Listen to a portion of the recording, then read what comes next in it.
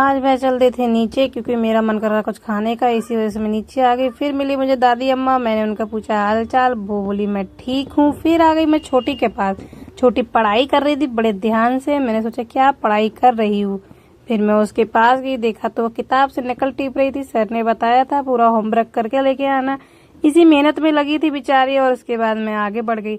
ये देखो हमारे 3 बाउंसर हैं, वो भी बिल्डिंग के। ये तो बड़ा बाउंसर है, ये छोटा बाउंसर है, पर छोटा है पर काम का बहुत है, बहुत मेहनत करता है। ये बाउंसर कुछ नहीं करता, पीछे इसकी मातेश्वरी काम कर रही थी, बिजी थी। ये हमारी प्यारी भाभी बिल्डिंग की।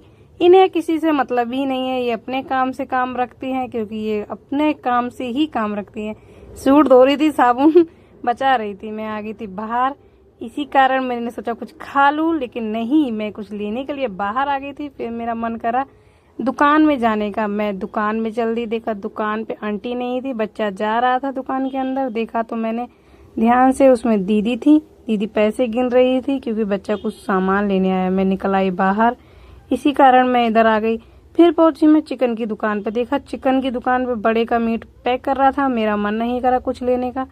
फिर मैं देखती रही ये कर क्या रहा है, मटर मशरूम। देखा तो इस बच्चे को पेट में गर्मी लग रही थी। फिर इसने कपड़ा डाल दिया नीचे, टिक गया क्योंकि ये हो गया था परेशान खाना बनाते बनाते। इस मोटे